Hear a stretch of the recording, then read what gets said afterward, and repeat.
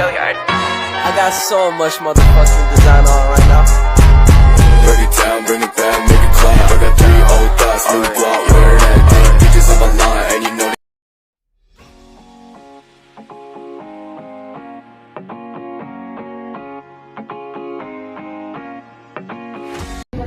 Bapak atas ruang waktu kami sama-sama saya memperkenalkan diri. Kami mahasiswa Universitas Masyarakat Fakultas Ektif jurusan Fakultas Kedua dari Pendidikan jurusan Pendidikan Sekolah Dasar.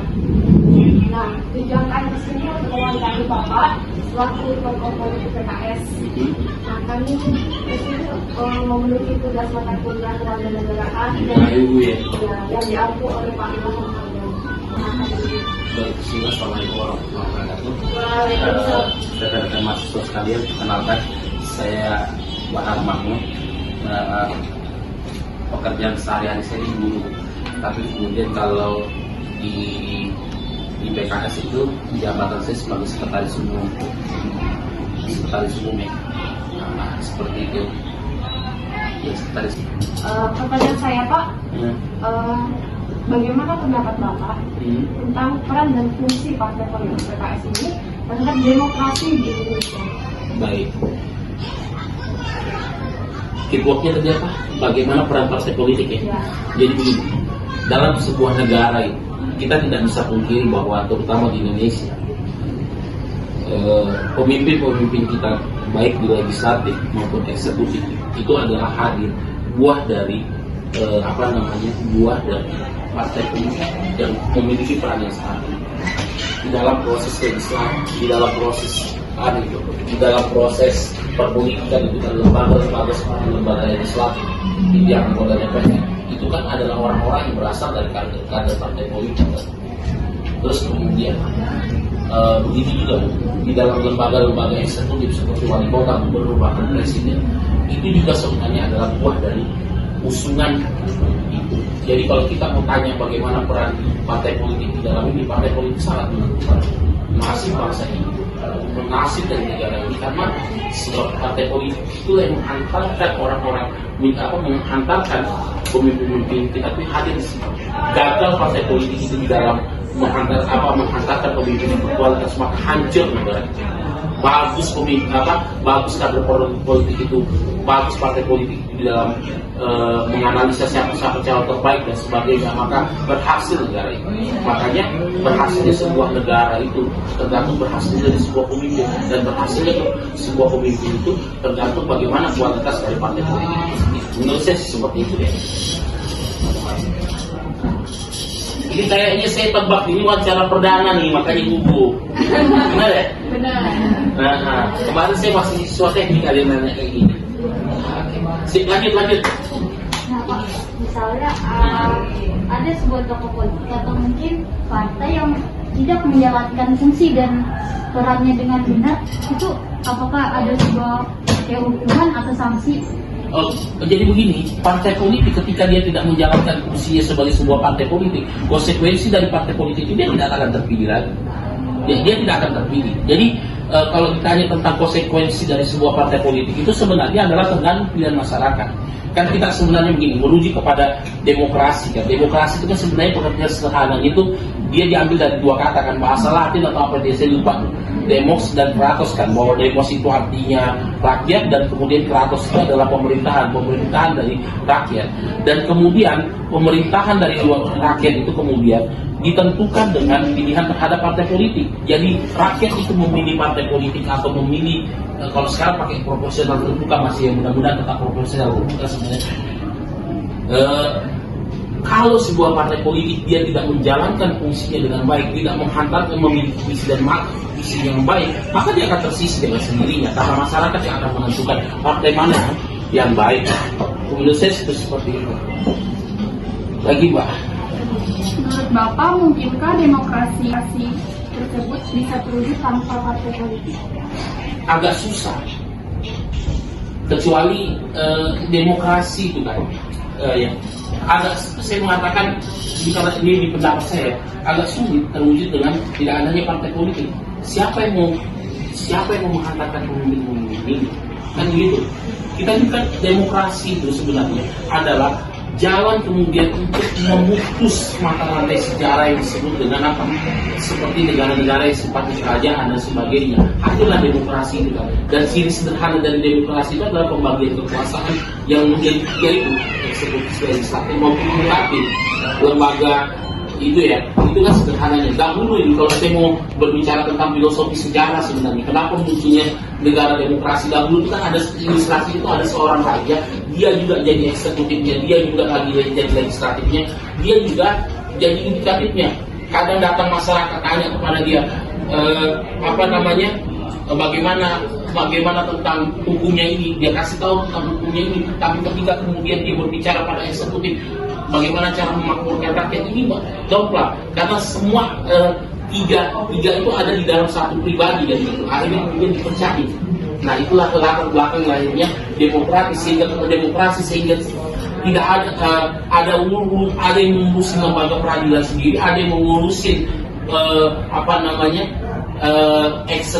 eksekutif itu kan maksudnya yang ini ya, eksekutif apa sih eksekutif itu? Lembaga yang mengurusi rakyat, legislatif itu kan yang mengawasi, yang budgeting dan sebagainya, itu kalau di Indonesia kan gitu. Jadi kalau ditanya, saya pertanyaannya tadi, mungkinkah Demokrasi. tercipta tanpa adanya partai politik? Menurut saya tidak. Mau pakai lembaga perwakilan apa? Nah, ya kan begitu. Khusus untuk negara ya, ini bukan pemilihan. Kalau ketua kelas bisa lah, kita pemilihan ketua kelas bisa, ketua kelas demokrasi ya, ini ya demokrasi ya muncul bisa. Tapi kalau negara susah. Dan partai politik itu fungsinya adalah fasilitator saja. Sip, lanjut pertanyaan berikutnya. Ini 1, 2, 3 Saya Kak, Ya, Bapak kan tadi bilang negara Indonesia negara demokrasi. iya, demokrasi Pancasila namanya. Kenapa Indonesia memerlukan partai politik? Mengapa Indonesia memerlukan partai politik? Saya rasa pertanyaannya juga mirip, begitu ya. Bahwa saya juga jelasin, demokrasi yang ada di Indonesia ini kan demokrasi Pancasila kan. Sila yang dipakai itu sebenarnya adalah yang kerakyatan yang dipimpin oleh hikmat kebijaksanaan dalam permusyawaratan perwakilan. Itu dasar dari kita berdemokrasi di Indonesia dari semua Pancasila. Meskipun sila keempat ini tidak boleh terlepas dari sila pertama, kedua, dan ketiga, termasuk yang kelima. Nah gitu. Pertanyaannya saya rasa sama sih. Jadi jawabannya simpel banget bahwa kita tidak akan mampu menghadirkan pemimpin yang baik tanpa hadirnya partai politik yang menghantarkan itu. Kan begitu. Oke, ada lagi Mbak?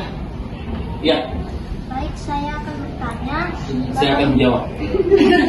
Bagaimana peran partai politik dalam memberikan pemahaman mengenai demokrasi kepada masyarakat? Iya, di partai politik itu kan ada namanya pendidikan politik, ada proses namanya kalau di PKS itu kita sebut sebagai proses pengkaderisasian anggota dan sebagainya. Nah, pendidikan politik ini ya dimulai dari proses pendidikan politik yang diberikan oleh partai politik itu. Mampu nggak kemudian partai politik itu mencerahkan masyarakat tentang nilai-nilai demokratis? Atau kita ilustrasikan bahwa partai politik itu seperti orang yang sedang jualan, dia harus menganggap jualannya dia lah ini yang paling baik gitu. Dan dia punya peran untuk kemudian mencerdaskan masyarakat tentang demokrasi. Kan begitu ya, mencerdaskan masyarakat tentang demokrasi. Kau pilih saya ini karena saya punya visi dan misi tinggi loh, bukan karena aku punya uang.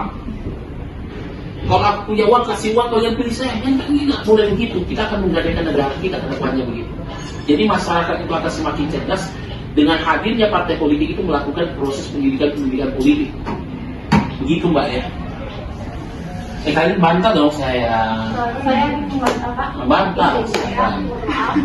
Ini kan Bapak tadi kan ini tentang politik uang. Nah, tanggapan Bapak selaku partai PKS ini Menolak politik uang. Bagaimana jika partai politik lain melakukan itu? Misalkan, ini pertanyaan keren nih. Ini agak berat. Kalau partai lain melakukan, akhirnya kita tidak terpilih. Kalau saya sih sebenarnya punya prinsip begini ya. Ini bicara pada tatanan yang ideal ya, bukan pertanyaan yang normatif, kan begitu. Kalau misalkan kita menolak politik uang karena itu merusak demokrasi, itu poin yang pertama. Kan begitu. Bagaimana kalau yang lain melakukan? Nah ini ribet nih. Ini yang ribet. Kita cerdas, orang partai politik yang lain nggak cerdas, kan begitu. Nah pada akhirnya kemudian apa? Sekali lagi, kalau kemudian kita membangun kesadaran politik tanpa politik uang itu, kalau orang menggunakan politik uang itu sama dengan orang yang merusak demokrasi sebenarnya. Karena akan masuklah paham-paham kapitalisme di situ dan negara akan tergadaikan dengan. Jadi kalau sederhananya, mau ini pakai bahasa sederhana lagi. Kalau mau menghancurkan Indonesia nggak susah kalau misalkan kemudian uang menjadi raja. Negara mana yang punya banyak uang, sokong satu calon, dia kasih dia duit, nanti kemudian apa? Mereka pilih, nanti kemudian negara yang lain ini kemudian kan sudah kasih duit. Nah, nggak ada lah negara dengan negara. Investor paling masuk di tempat rusak negara kita ini punya Pancasila, punya falsafahnya sangat bagus. 17.508 loh pulaunya, lebih dari 700 bahasa, lebih daripada 1.128 suku loh yang ada di Indonesia. Kalau kemudian digadaikan gara-gara uang, hancur negara kita. Hancur negara kita, rusak negara kita. Kalau dengan politik uang bisa kan digadaikan. Masuk Singapura datang ngasih duit sama nanti ke pro saya. Nah makanya itu kan ada cerita tuh tentang pemimpin yang pro asing gara-gara ya mana bisa jadi ya waktu itu. Saya rasa sih seperti itu ya. Mau bantah lagi nggak? Ya sudah Pak. Ya. Kan ini tadi Bapak bilang begini. Ini ada dari partai Bapak ini ada tuntutan atau apa ya? Laporan ke pihak terkait mengenai ini partai melakukan politik uang, Pak. Iya, kita selama ini komunikasinya dengan Bawaslu. Kan Bawaslu itu kan itu dan kami ini prinsipnya di sebuah partai itu kami tidak mau bermain curang, tapi kami juga tidak mau dicurangi. Ya, kami tidak mau main curang, tapi kami juga tidak mau dicurangi. Kalau kami dicurangi, kami ya PKS itu dicurangi, ya sudah kami juga akan komunikasi ke pihak terkait ya Bawaslu itu. Dia lah yang punya, dia lah berproses ke Bawaslu nanti. Gitu ya. Ada lagi? Pertanyaan saya Pak, apa saja yang menjadi landasan partai politik ini? Partai politik ini itu pastinya PKS. Ya. Yang jelas tetap landasan filosofi kita itu adalah Pancasila. Kan begitu. Itu yang mau ditanyakan kan? Atau visi dan misi partai? Seperti itu kan? Iya, visi dan misi. Nah, tagline kita sekarang ini kan PKS punya tagline biar mudahnya bersama melayani rakyat. Ya, jadi komitmen kami itu partai politik ini hadir untuk melayani rakyat, memfasilitasi apa yang menjadi keinginan dari masyarakat. Itu yang menjadi poin dari kami.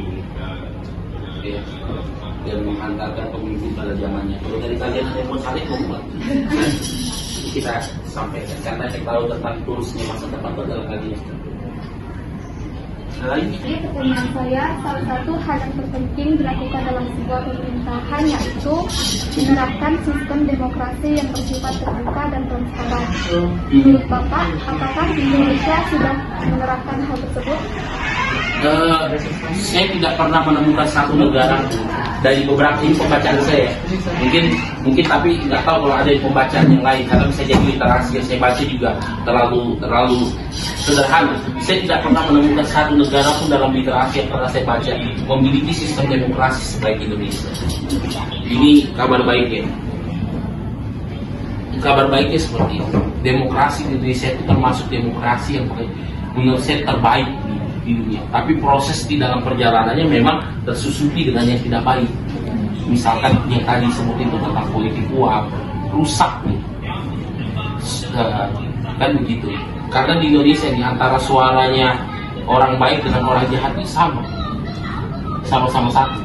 Suaranya Mbak siapa tadi? SD dengan suaranya Mas itu sama, semua sama. Kan begitu. Jadi menurut saya demokrasi di Indonesia itu sistem politiknya masih jauh lebih baik dibandingkan beberapa negara yang pernah saya baca literaturnya. Nah, saya rasa seperti itu. Saya mau bertanya. Saya akan menjawab. Apa yang menjadi hubungan antara politik dan demokrasi? Jembatan dari begini ya. Ya jelasin. Partai politik itu adalah bagian dari unsur yang ada, bagian dari demokrasi. Dikatakan bahwa semua negara yang memiliki sistem demokrasi yang baik dia pasti memiliki partai politik. Kan begitu, karena partai politik itu adalah jembatannya mereka dalam nilai-nilai demokrasi. Saya rasa itu sih yang ini kayaknya sesingkat jawabannya. Nah, ada lagi Mbak? Baik Pak, pertanyaan saya, bagaimana pentingnya partai politik PKS dalam mewujudkan kedaulatan rakyat? Oke, bagus nih pertanyaan. PKS itu, ini kan dimulai PKS ya kan, dikaitkan dengan kedaulatan rakyat. Gimana nih? Coba diulangin. Bagaimana pentingnya partai politik PKS dalam mewujudkan kedaulatan rakyat? Negara kita ini merdeka sudah lebih dari mau 78 tahun ya? 78 tahun benar nggak? Iya. 78 tahun. Berbicara tentang kedaulatan, maka mau tidak mau kita berbicara tentang eksistensi sebuah bangsa. Berbicara tentang eksistensi sebuah bangsa itu, maka tidak terlepas dari cara kita melihat bagaimana negara itu bisa berpijak di kakinya sendiri. Bagaimana sebuah negara itu hadir tanpa intervensi dari negara lain, sehingga sempurnalah dia memiliki kedaulatan, kekuasaan yang utuh, tidak ada campur baur, tanpa ada tekanan dari negara. Sekarang saya kaitkan dengan PKS, dan itu sebenarnya yang menjadi cita-cita luhur dari KPK dan sejarah lain adalah menjadikan negara ini betul-betul berdaulat. Di Indonesia ini kok negara yang kaya, kok saya sudah sebutkan angkanya itu. Indonesia itu terbentang dari Sabang sampai Merauke, dari Miangas sampai Pulau Rote, 17.508 pulau, lebih dari 1.128 suku, kemudian lebih dari 700 bahasa bersatu atas nama Indonesia dengan semboyannya itu Bhinneka Tunggal Ika. Di Indonesia negara yang subur kok, orang lempar kayu, tongkat dan batu itu jadi tanaman. Tongkat kayu dan batu jadi tanaman. Saya tidak percaya lempar batang singkong tumbuh singkong. Ini kaya. Apakah kemudian kita tidak bisa menjadi negara yang berdaulat dengan kondisi seperti ini? Di luar negeri itu orang beda warna kulit berkelahi kok, beda warna kulit. Contoh mohon maaf, beda warna kulit, satu kulit putih, yang satu kulit hitam, beribut gara-gara perbedaan warna kulit. Kita ini bukan hanya berbeda warna kulit, beda segalanya. Satu pesek, satu mangkuk, iya kan, satu kulit putih, satu kulit hitam. Tapi kita apa yang membuat kita menjadi kemudian kuat? Inilah modalitas terbaik dari bangsa kita hari itu, karena kita punya falsafah yang dalam tentang Bhinneka Tunggal Ika itu. Dan inilah yang akan akan menghantarkan negara Indonesia itu menjadi negara yang betul-betul berdaulat. Tinggal persoalannya adalah kemudian berdaulat di Indonesia itu bagusnya, baiknya berdaulat tanpa intervensi dari negara-negara manapun, tanpa ada intervensi dan sebagainya. Itu pesan saya sih sebenarnya. Kedaulatan rakyat itu betul-betul menjadi murni, bukan kedaulatan itu. Ya. Ini penting, kita harus bangga menjadi bangsa Indonesia. Ya, negara kita besar, negara kita subur, ya.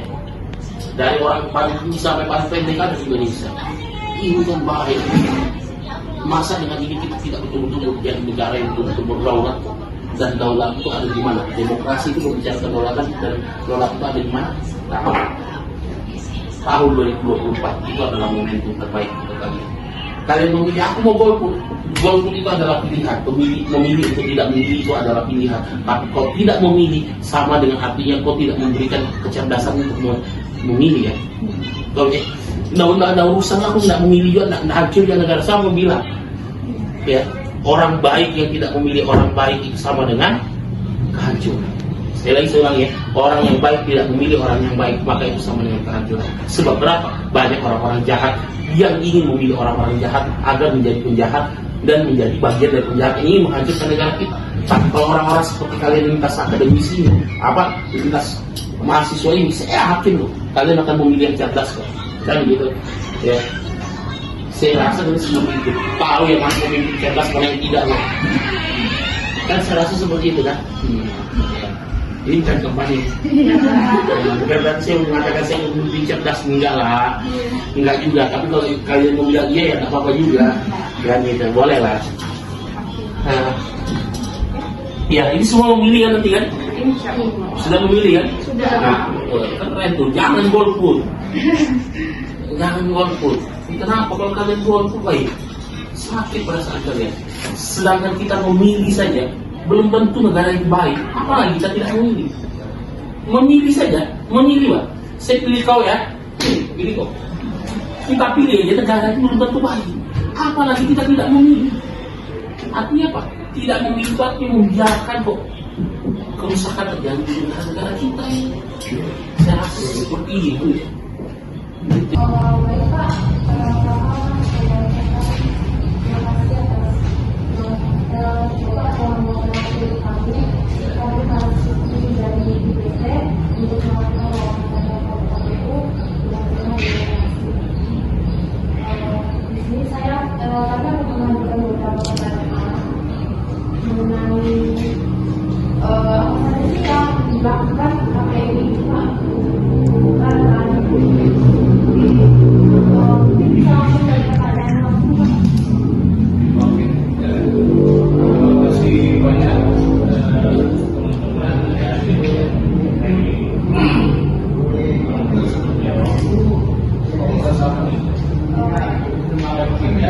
di bahasa Indonesia.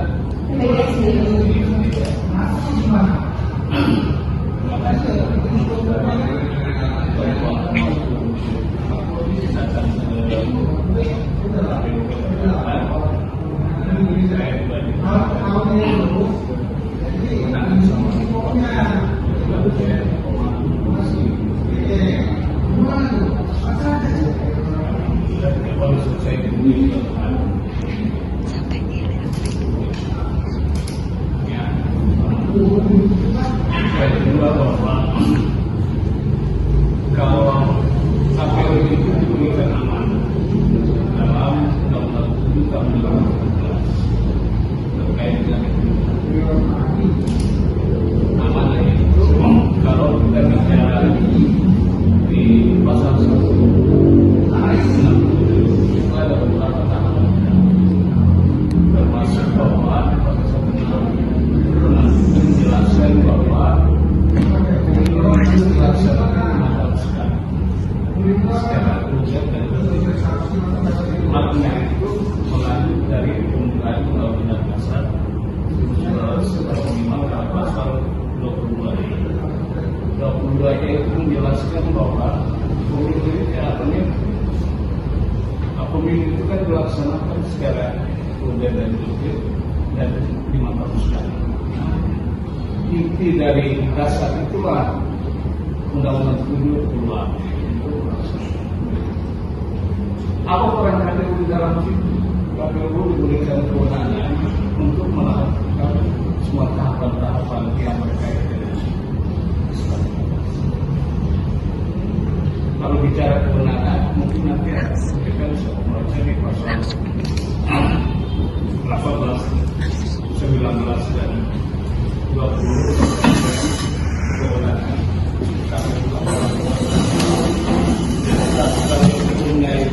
kalau kita mau belajar lebih jauh tentang undang-undang 7 tahun 2017 tentang pemilihan umum, itu dia terdapat dari 573 pasal pemilihan dan teman-teman kemudian untuk 1, untuk 2, untuk 3, untuk 4 dan 5 sampai 6. Buku pertama itu dia bicara terkait dengan persoalan tentang proses tujuan dan tujuan.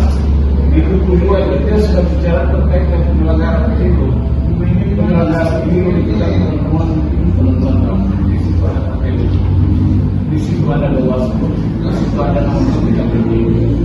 KPU tahu jalan ini ketika dari Bawaslu juga di buku 3 bicara tentang penyelenggaraan pemilu. Itu tahapan yang hari ini kita lakukan. Tahapan mulai anggaran, habis Ibaratnya bahwa teman-teman kalau ikut sebuah kegiatan di kampus itu bukan sebuah kegiatan. KPU juga sebagai bagian bawah itulah mengawasi kita. Tahapan ada di 1/6. Habis itu masuk kepada rekomendasi proses dan sebagainya. Masuk ke 5 terkait dengan pidana ke-6. Nah, itu akan dilaksanakan sehingga terjadi.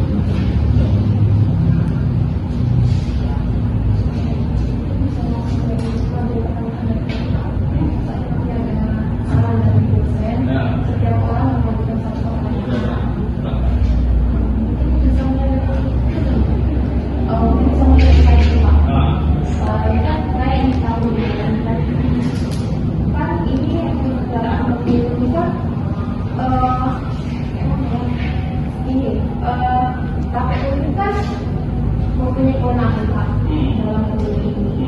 Bagaimana ini KPU jika ada macam kecurangan antara Bawaslu dan kandidat, itu cara mengatasi KPU itu bagaimana Pak?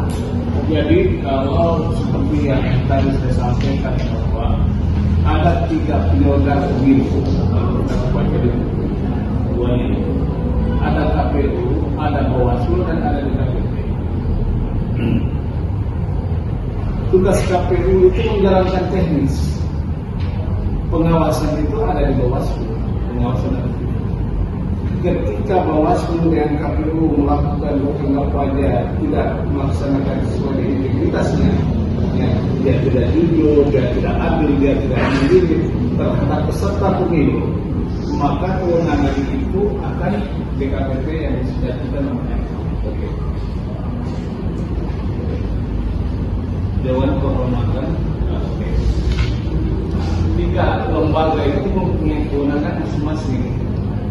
KPU secara teknisnya, Bawaslu secara pengawasan dan pencegahan, DKPP itu sedang terkait dengan proyek itu apa tidak habisnya terkait dengan sumber daya. Jadi kami sebelum mulai tugas itu awal Islam Allah saya berdoa dari itu sumpah itu kan adalah sebuah ikhtiar diri kita meyakinkan bahwa ya kita yang melaksanakan sesuai dengan prinsip-prinsip yang dengan dalam ada lagi. Apakah menurut Bapak, apakah mungkin masa yang akan datang di Indonesia akan mengalami perubahan demokrasi? Sistem demokrasi, karena bicara tentang demokrasi, dan bicara tentang hak kedaulatan rakyat.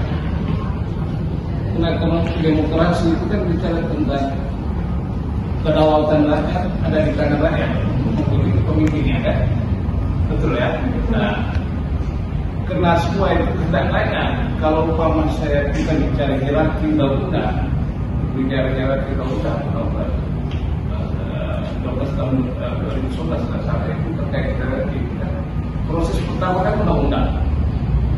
Ini apa nih? Undang-undang dasar, habis itu turunannya KPR, habis itu turunannya lagi ada namanya undang-undang atau perpu, habis itu Perda.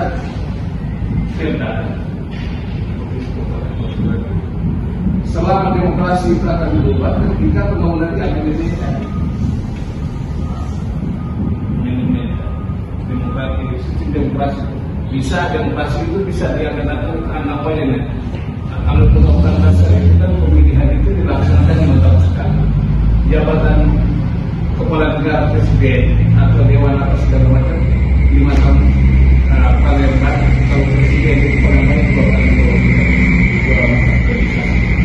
Kalau itu akan mau berubah, maka akan dilaksanakan namanya amendement undang-undang dasar.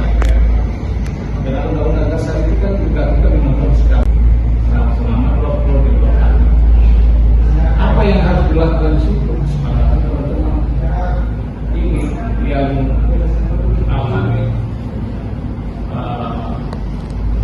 teman-teman di partai politik yang khususnya DPR RI yang punya hak kewenangan untuk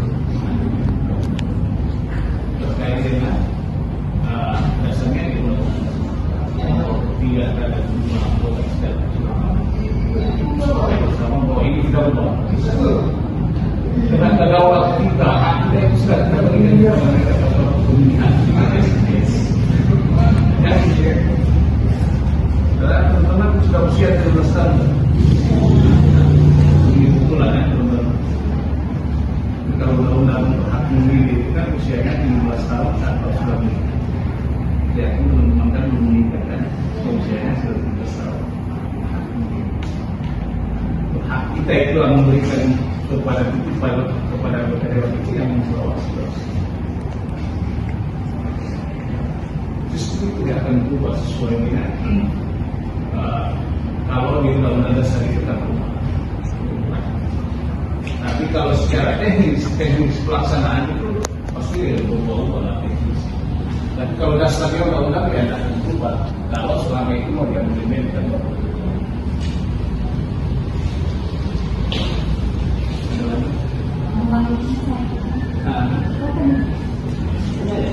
Pak, menurut Bapak, apakah pemilu ini juga dapat dikatakan sebagai sarana untuk mewujudkan kedaulatan rakyat? Jadi pemilu itu dasarnya itu kan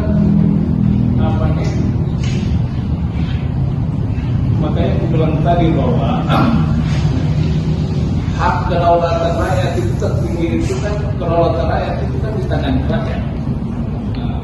Rakyat yang mempunyai hak yang tertinggi untuk menentukan pilihannya bagi suara. Nah, pilihan itulah diberikan kepada bapak-bapak kita di anggota dewan untuk melaksanakan aspirasi kita.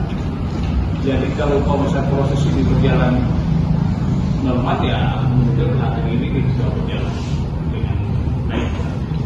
Memang dalam proses pemerintahan itu kan kadang ada kalau sistem ketatanegaranya itu memang harus menurunkan dasar kita kan undang-undang dasar. Pelaksanaan proses pelaksanaan itu. Kalau kita bicara terkait dengan trias politik itu kan ada 3 yang punya kewenangan. Yang pertama dewan atau legislatif untuk merancang undang-undang, habis eksekutif menjalankannya kayak MK atau segala macam. Yudikatif itu kan pemerintah itu kayak yudikatif itu kan pemerintahan itu eksekutif, yudikatif itu kan lebih ke pelaksanaan. Yang ketiga itu kalau kita bicara trias politik itu mempunyai wewenang dan tanggung jawabnya.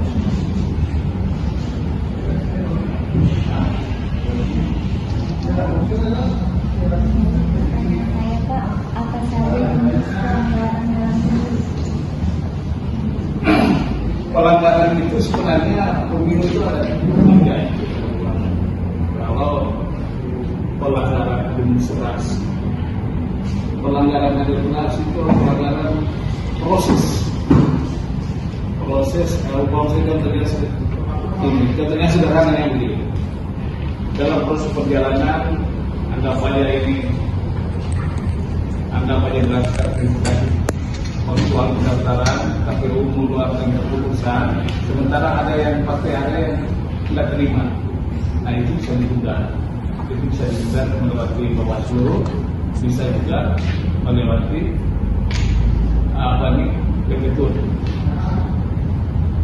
PTUN, Pengadilan Tata Usaha Negara dalam proses administrasi. Habis itu sengketa hasil itu kita melaksanakan pemilihan, partai ini melaksanakan pemilihan. Anggapannya ada yang kecurangan di sini, mereka bisa ke Mahkamah Konstitusi untuk mencari keadilannya. Tapi kalau satu proses pelanggaran itu banyak pelanggaran, ada berkaitan dengan politik, pelanggaran kalau bicara pelanggaran itulah menjadi kewenangan teman-teman kuasa melaksanakan pengawasan dan melakukan pengawasan kewenangan. Kalau bicara pelanggarannya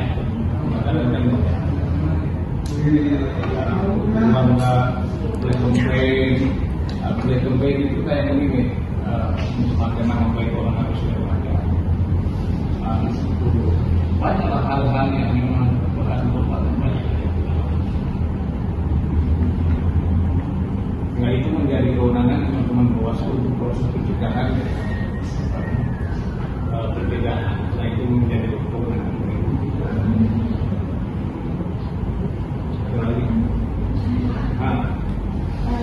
Saya mau bertanya, bagaimana peran KPU dalam partai politik? KPU kalau bicara secara hierarki, KPU itu kalau kita bicara hierarki itu ada KPU RI, KPU provinsi, KPU kabupaten kota. Ini bicara penyelenggara ya. Habis itu PPK, kalau di kecamatan kan, habis itu PPS, dan satu lagi KPPS, ada yang bawah. Nah, tadi bertanya apa tadi? Bagaimana Peran KPU? Verifikasi partai politik kalau kita bicara di pasal 173 itu hak kewenangan ada di pusat. Jadi orang semua mendaftar dulu kan di partai. Partai itu mendaftar. Karena kalau di undang-undang itu serikat dan hukum itu kan hak warga melalui organisasi namanya organisasi partai. Nah, partai itu secara ini mereka secara itu didaftarkan ke KPU. KPU itu ada beberapa prosesnya. Pertama administrasinya dulu masukkan administrasi berkasnya itu namanya lewat Sipol, sistem aplikasi Sipol masuk.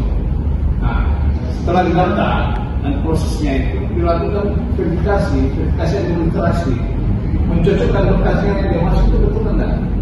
Yang ketiga baru kita melakukan verifikasi faktual. Itu kita turun ke lapangan. Contoh yang ini, jadi ini hukum partai ini di dalam administrasinya katanya. Kita terus ke lapangan tanya sama betul nggak dalam hukum partai. Jangan-jangan namanya ada diambil. Nah itu dia punya hak untuk melakukan klarifikasi. Jadi ada beberapa proses tahapan kalau kewenangan KPU itu ada kewenangan KPU RI itu kewenangan yang pertama adalah pendaftaran partai politik, yang kedua kewenangan adalah membuat regulasi. Jadi provinsi kabupaten sampai ke TPS.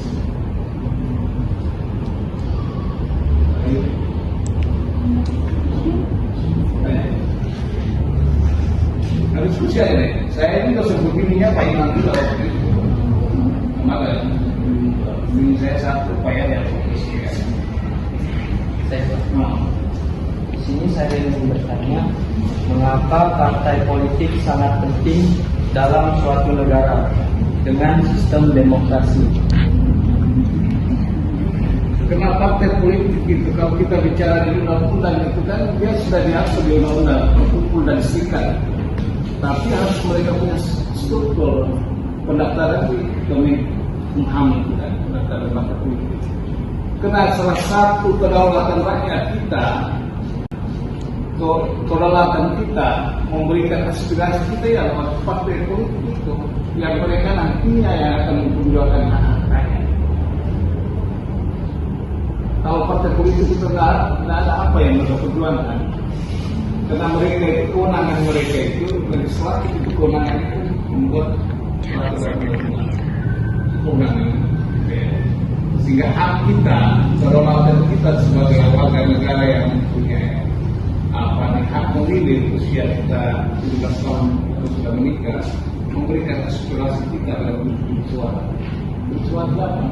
Memberikan dewan dari mana? Kalau tidak partai politik mana ada dewan? Bukannya gitu ya. Partai politik itulah mengumpulkan aspirasi masyarakat lewat untuk karena itu telah menjadi kewenangan mereka.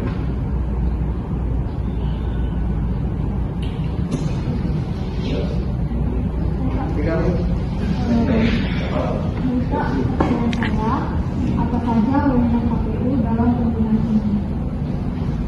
sudah kewenangan KPU kalau umpama seksi dari kabupaten kota, kewenangan yang kita pertama itu ada dua sebenarnya kalau kita bicara.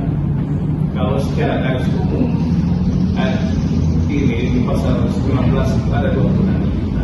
Yang pertama terkait dengan pembentukan kewenangan pada level panitia pembentukan panitia pemilihan kecamatan dan panitia pemungutan suara. Kewenangan kita kalau kita bicara. Kewenangan kita yang kedua adalah memberikan sanksi kepada penyelenggara kita pada network kita di badan yang dilakukan dia tiap tahapan berlanjut. PPK itu dilakukan 6 bulan sebelum pemilihan dan sesudah pemilihan. Jadi kerja mereka 8 bulan. Nah, tugas kita itu ketika mereka melakukan pelanggaran, kita melakukan pelanggaran seperti kayak politik, habis itu kecurangan berdasarkan keputusan bersama KPU, Bawaslu dan DKPP. Kewenangan itu kembali ke kabupaten kota untuk dijalankan. Nah, itu adalah kewenangan kita di situ. Di samping kita mengangkat mereka, kita memberhentikan mereka, dan kita juga melakukan sedangkan mereka kita melakukan kewenangan. Kalau kita bicara kabupaten kota, yang kita disediakan.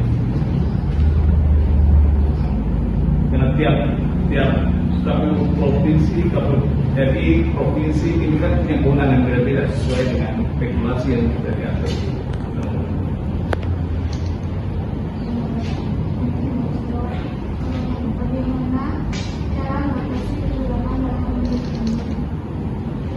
Cara kecurangan sebenarnya ini kan berkaitan dengan integritas kita. Integritas itu adalah sikap kita yang kalau kita bicara sikap kita yang bilang kita sayang. Artinya kalau selama kita berlakunya jujur, adil, tidak bersikap sombong, itu bisa kita hindari. Nah, karena ini konsultan kita adalah partai politik, maka yang perlu disampaikan sama KPU dalam rapat-rapat itu bagaimana partai politik itu juga menjadi integritas mereka. Jangan curang, jangan ini. Kita sampaikan, semua kan kembali kepada mereka. Karena ketika ada yang melanggar kan pasti ada sanksinya. Kalau selama tidak ada ini kita langgar, ya tidak ada sanksi. Sanksi itu bisa juga didiskusi. Pakai itu dari apa kalau itu bisa juga diberikan untuk tidak memberikan ini, untuk tidak melakukan itu di luar. Itu dalam peserta.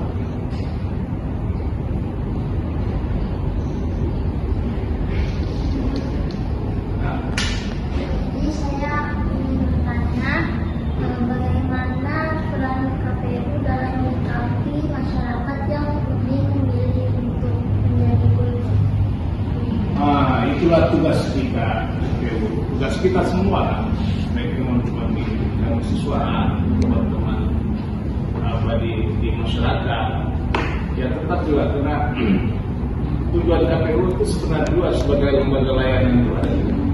Yang pertama melayani peserta pemilih. Peserta pemilih dalam hal ini kan partai politik. Hari ini terdaftar di kita sudah lakukan partai politik secara nasional.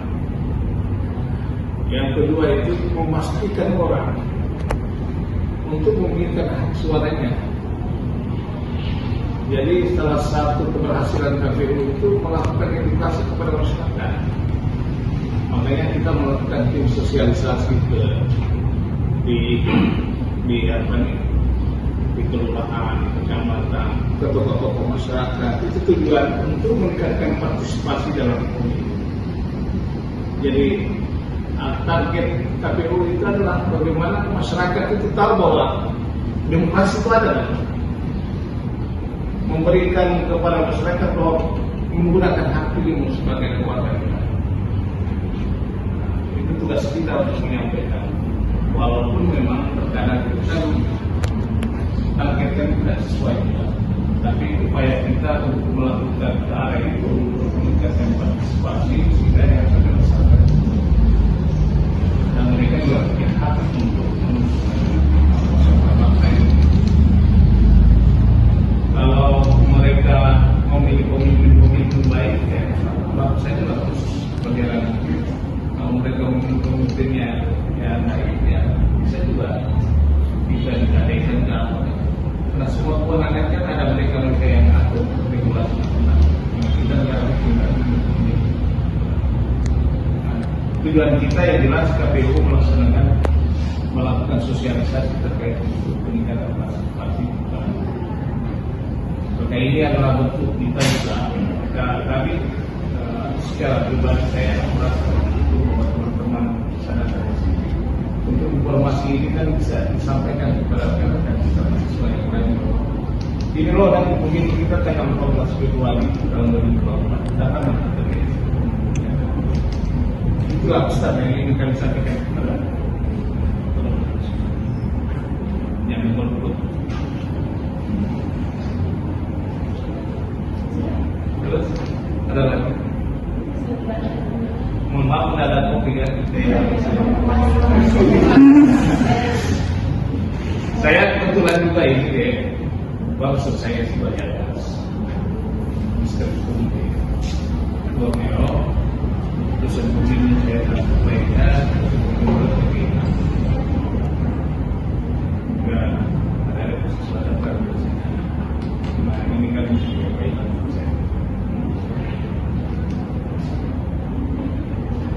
Ada lagi?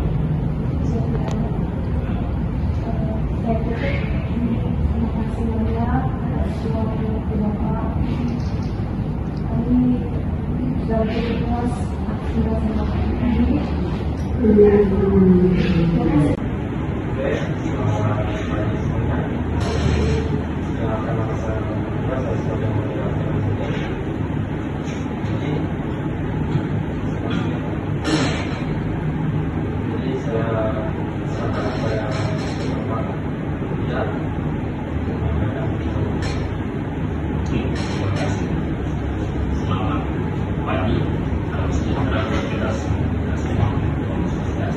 Budaya pendidikan. Tadi itu udah bilang ya, nama saya Dian Panjang, saya berkomunikasi sama negara mungkin bahwa bersama dengan orang lainnya. Jadi kita di bawah itu secara struktur ada 3 orang pimpinan, selebihnya tenaga pendidikan, staff ada 2, ada staff teknis sudah semua.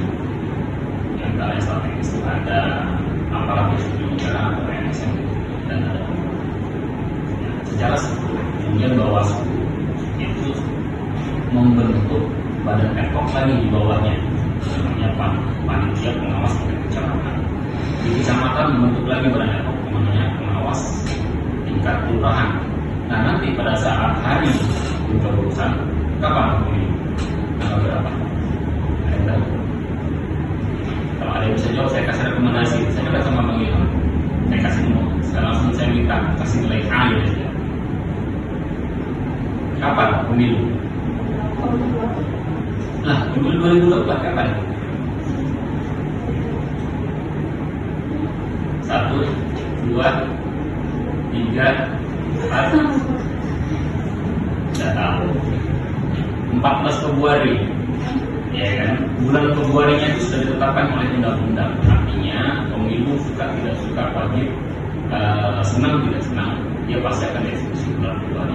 Tanggalnya sudah ditetapkan dengan akhirnya PKPU 3 tahun 2020. Nah, bicara pemilu kita bicara tentang kontestasi, bicara kontestasi bukan bicara terkait dengan program kekuasaan. Saya nggak akan bicara teoritis demokrasi, ya, karena saya anggap teman-teman sudah khatam lah, mahasiswa semua kan. Oleh itu kita bicara mata kuliah kewarganegaraan itu kita bicara bagaimana menjadi warga negara yang baik. Nah, salah satu menjadi warga negara yang baik adalah menggunakan suaranya dengan baik. Salah satunya menempatkan suaranya dan menggunakan suaranya pada saat pemilihan umum atau pemilihan kepala daerah. Karena suaranya seorang warga negara itu bisa menentukan siapa pemimpin ke depannya, dan pemimpin akan menentukan kemana arah kebijakan pembangunan bangsa dan negara. Gitu. Jadi kalau mau bicara pemilu ini merupakan penerapan daripada sistem demokrasi yang ada di negara. Terlepas pro kontra, apakah demokrasi kita ini sudah cukup demokrasi atau tidak, itu bagian daripada proses. Karena yang namanya kontestasi, yang namanya perlombaan, pasti tidak luput dari yang namanya masalah. Jangankan mau milih presiden, milih calon legislatif yang mendaftar banyak, mau menentukan satu orang ketua BEM saja kan, mesti ribetnya naudzubillah kan. Mesti ada benturan-benturan, mesti ada dinamika. Jangan kan itu, mau milih ketua kelas saja kadang-kadang kan mesti ada like and dislike. Nah, ketika like and dislike itu terjadi, akan menimbulkan yang namanya konflik. Nah, konflik itu ada yang berupa etik dan ada yang berupa konflik yang melanggar hukum atau melanggar norma-norma yang sudah ada. Nah, untuk pemilu sendiri menggunakan Undang-Undang 7 tahun 2017, Anda harus paham. Kalau kita mau bicara tentang pemilu, ya. Jadi konsep besarnya pemilu itu adalah suatu kontestasi yang dilakukan oleh negara. Jadi perebutan kekuasaan yang dilakukan oleh negara. Perebutan kekuasaan kan dihargai, dilarang. Tetapi ketika pemilu itu dibuka perannya, diperbolehkan oleh negara. Dasar hukumnya Undang-Undang 7 tahun 2017. Nah, inilah yang kemudian memberikan hak kepada setiap warga negara untuk menggunakan hak konstitusi. Hak konstitusi itu ada dua. Apa? Satu, hak konstitusi. Hak konstitusi itu yang pertama, hak untuk memilih. Ya, sudah 17 tahun semua? Berarti teman-teman sudah punya hak untuk memilih. Maka dari itu gunakan hak untuk memilih. Gunakan suaramu untuk memilih, karena suaramu itu menentukan siapa pemimpin. Jangan sampai nanti menyalahgunakan suara atau tidak menggunakan suara itu, ujung-ujung protes. Kalau sudah punya kemampuan, silahkan proklamirkan, pilih saya. Berarti hak untuk dipilih. Berarti kalau mau bicara hak untuk dipilih, teman-teman berarti sudah siap untuk menjadi seorang pemimpin. Yang tentu saja ada variabel-variabel yang harus dipenuhi. Ya, cuma pertanyaannya, kalian mau menggunakan hak untuk memilih atau hak untuk memilih? Aku menggunakan dua-duanya. Bisa. Contoh, misalkan salah satu dari kalian, ya kan, nyala tuh. Ada yang mestinya 21 pada sini? Hah? Belum ada? Serius? Oh, masih unyu-unyu. Ya. Jadi kalau udah usia 21, dalam undang-undang pemilu itu sudah bisa menggunakan hak dipilihnya, artinya dia boleh mencalonkan diri sebagai calon legislatif. Silakan mau jadi calon legislatif kalau udah usia 21. Berarti ketika teman-teman menjadi calon legislatif, bukan berarti hak memilih teman-teman hilang. Berarti kan bisa menentukan sudah menggunakan hak pilih, milik dirimu sendiri. Nah, kemudian dalam pelaksanaan pemilu kita menggunakan asas global judil, langsung, umum, bebas, rahasia, jujur dan adil. Langsung artinya pemilihan itu tidak bisa diwakilkan. Misalkan kayak sahab, ya sahab ya, yang paling ganteng sendiri jadi terus. Ya, sahab, dia mau pilih, tapi udahlah diwakilkan aja sama dia atau sama yang orang sakra itu. Karolin. Oh, kemarin ada yang di sini PPL dari Krayan itu. Nah, dia mewakilkan sama Karolin, bilang, aku ada kesibukan, bisa nggak diwakilkan oleh? Nah, itu tidak bisa, karena sifatnya langsung. Jadi suara itu tidak bisa diwakilkan. Terus yang kedua, umum. Nah, maksudnya umum ini terbuka untuk publik. Ya, artinya siapapun boleh. Bukan berarti kemudian karena dia pejabat, karena dia misalkan wali kota, presiden, dia punya punya hak khusus, misalkan suaranya lebih dari satu, tidak boleh. Tetap mau dia presiden, mau dia profesor, ya, maka dia memiliki nilai yang sama dengan suara kalian. Suaranya sama, equal. Ya, nah, jadi metodologinya itu namanya disebut dengan pokok, jadi one man one vote. Jadi satu orang hanya boleh memilih satu, dan satu orang hanya bisa menggunakan hak pilihnya untuk satu orang, dan tidak bisa diwakilkan. Kemudian bebas, maksud umum bebas ya. Bebas artinya ketika menggunakan hak pilih itu tidak boleh ada unsur paksaan. Misalkan kayak yang ini, ya dia memilih, tapi dipaksa gitu kan. Dipaksanya tapi dipaksa enak gitu. Jadi dipaksa enak itu juga siampok. Ya kita kenal dengan paling politik kan dipaksa itu sana langsung. Misalkan siapa nama tadi? Naura mengatakan, aku sudah punya pilihan, aku memilih siapa gitu kan. Jangan pesuruh pilihan lagi, tapi dikasih amplop. Dan gitu. Kasih amplop dalam pilih yang lain, yang ini bisa enggak. Nah, itu namanya money politik. Nah itu tidak boleh. Berarti dia sudah mencederai. Kemudian yang berikutnya rahasia. Jadi ketika teman-teman memilih, masuk dalam bilik kotak suara, hanya dirimu dan Tuhan saja yang tahu pilihanmu. Jadi orang lain tidak boleh tahu. Termasuk pengawas TPS, KPPS tidak boleh tahu apa yang kau pilih. Makanya ketika ada yang berdiri di belakang kemudian melihat, ketika kalian mau pilih, maka silakan laporkan ke Bawaslu ketidaknyamanan itu. Berarti orang itu sudah melanggar asas rahasia. Ya. Nah, kemudian jujur artinya ketika mau menggunakan hak pilihnya berdasarkan hati nurani, ya, bukan berdasarkan isi tas, bukan berdasarkan popularitas, ya kan? Tapi lihatlah kapasitasnya, lihatlah intelektualitasnya. Kemudian adil maksudnya begini, ketika menggunakan hak pilih, ya, lihatlah bukan hanya berdasarkan kesukuan, bukan berdasarkan agama, bukan berdasarkan modelnya atau gayanya, kan? Misalkan saya sukanya sama Citra, misalnya sukanya sama yang rambut gondrong gitu. Ternyata yang nyalon ini rambutnya pendek-pendek, kepalanya rapi gitu kan, ya sudah kasihan yang mencalonkan yang rambutnya potong rapi, atau enggak sebaliknya, begitu ada calon rambutnya gondrong kan gitu kan, kasihan dia tidak kedapatan. Nah itu lupa itu asas yang dipegang dan dilaksanakan di dalam mengawal mekanisme pemilu 2024. Nah di 2024 itu bukan hanya pemilu, nanti akan ada yang namanya pilkada. Makanya secara politis 2024 itu merupakan pemilihan serentak paling rawan di dunia, bukan Indonesia, di dunia. Kenapa? Bulan Februari kita pemilu, bulan November kita pilkada. Dan dia pilkada dengan pemilu menggunakan rezim undang-undang yang berbeda. Kalau pemilu dia pakai undang-undang 7, pemilihan kepala daerah pakai undang-undang nomor 10 tahun 2016 yang perubahannya undang-undang nomor 6 tahun 2022.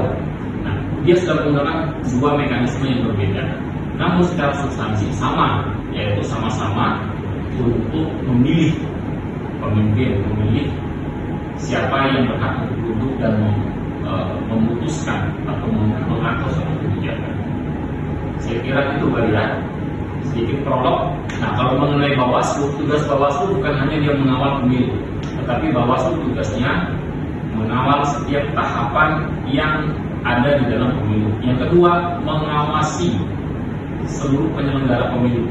Penyelenggara itu ada 3, KPU, Bawaslu, di atasnya KPU dan Bawaslu ada yang namanya DKPP.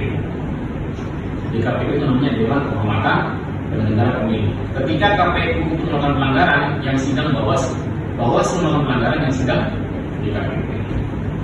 KPU tidak bisa disidang saya. KPU kita yang sidang. Ya, itu namanya pelanggaran kode etik. Jadi pelanggaran itu ada 4 macam. Ada pelanggaran kode etik, ada pelanggaran administrasi, ada pelanggaran pidana, dan ada yang namanya sengketa. Sengketa ada 2, ada sengketa proses, ada sengketa hasil, dan mekanismenya persidangan. Nah, kalau pelanggaran kode etik itu ditentukan bagi setiap penyelenggara. Siapa penyelenggara itu? Jajaran KPU dan jajaran Bawaslu. Ya. Nah, pelanggaran administrasi dia terkait dengan segala bentuk pelanggaran yang berhubungan dengan mekanisme atau tata cara prosedur. Misalkan hari ini kita udah masuk dalam tahapan coklit atau pencocokan penelitian atau pemungutan data pemilih. Siapa yang sudah dicoklit di sini? Coklit apa itu ada kalkulasi? Salah satu tahapan pemilu itu namanya coklit. Coklit itu bagian daripada tahapan pemungutan data pemilih.